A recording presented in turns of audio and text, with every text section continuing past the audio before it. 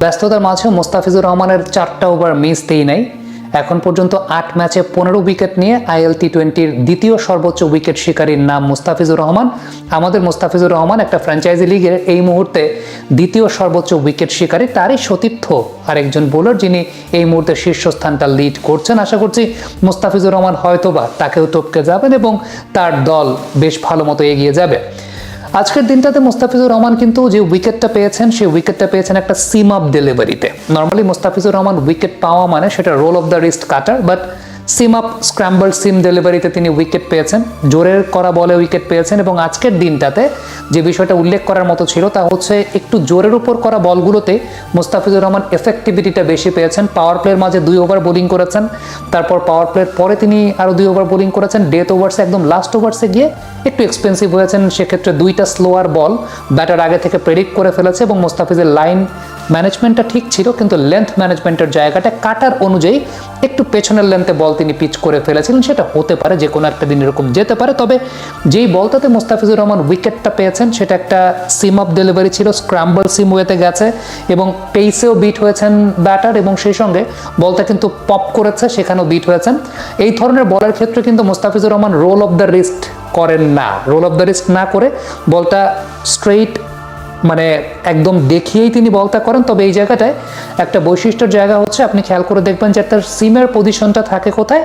সিমের পজিশনটা থাকে ডানহাতি ব্যাটারের থার্ড ম্যান বরাবর, কিন্তু তার ফিঙ্গারের পজিশনটা আসলে এক্ষেত্রে থাকে হচ্ছে ডানহাতি ব্যাটারের ফাইন লেগ বরাবর। মানে সিমের পজিশনটা থার্ড ম্যান বরাবর, ফিঙ্গারের পজিশনটা ফাইন লেগ বরাবর, অর্থাৎ ওই দিকে। এবং এমফাসাইজটা তিনি আসলে করেন মিডল ফিঙ্গার দিয়ে, এবং মিডল ফিঙ্গার দিয়ে সেই প্রেশারটা ক্রিয়েট করে, যে প্রেশারটা আসলে যায় হচ্ছে ফাইন লেগ বরাবর, কিন্তু বলের সিমের ডিরেকশনটা হচ্ছে থার্ড ম্যান বরাবর। এবং সেই বলটা আলটিমেটলি জোরের সঙ্গে স্ক্র্যাম্বল সিম ওয়েতে গিয়ে কাট করে বেরিয়ে যায়, জোরের সঙ্গে কাট করে বেরিয়ে যায়। মাইন্ড ইট, এটা কিন্তু স্লোয়ার ডেলিভারি না মুস্তাফিজুর রহমানের, এটা জোরের সঙ্গেই কাট করে বেরিয়ে যায়।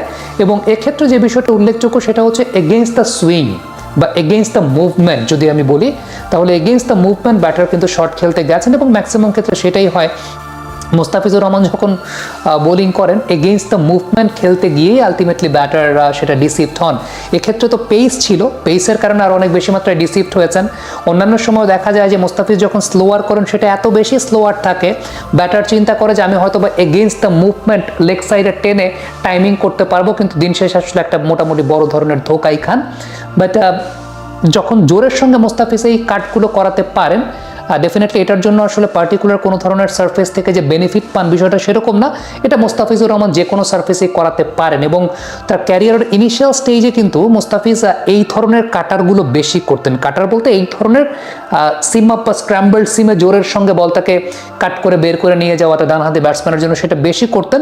ওই সময়টা আবার তার লেন্থ ম্যানেজমেন্টের জায়গাটা একটু সামনের লেন্থের জায়গাটা তিনি বেশি ব্যবহার করতেন। তবে এই ধরনের সিম আপ বল করার সময়ও কিন্তু রিস্টের একটা মোচড় তিনি দেন, কিন্তু ওই যে তার স্লোয়ার ডেলিভারি যেটা roll of the wrist delivery যেটা সেটার মতো আসলে না, কিন্তু একটা মোচড় তিনি দেন, যেটা আলটিমেটলি তার ফ্লেক্সিবল রিস্টের একটা বড় পরিচয়ও। কিন্তু আদারওয়াইজ তার আরেকটা যে বোলিংয়ের বৈশিষ্ট্য যেটা আসলে যেটার জন্য তিনি প্রমিনেন্ট সেটা হচ্ছে রোল অফ দ্য রিস্ট কাটার, যেটা মোতায়া মুরলীধরন যদি একটু জোরে বোলিং করতেন ব্যাপারটা যেরকম হতো সেরকম।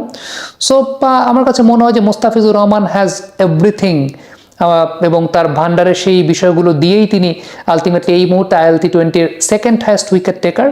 That's a very good sign. টি20 world cup is ahead. I think Bangladesh is going to have a very good time in terms of bowling is concern. কারণ বাংলাদেশের মোস্তাফিজুর রহমানের কথা যদি আপনি বলেন, তাসকিন আহমেদের আগের দিন বেশ ভালো বোলিং করেছেন। সো সবাই যদি অল টুগেদার ভালো ফর্মে থাকেন সেটা মনে হয় বাংলাদেশ টিমের জন্যই ভালো। কমেন্ট বক্সে আপনাদের মন্তব্য মতামত জানতে চাই।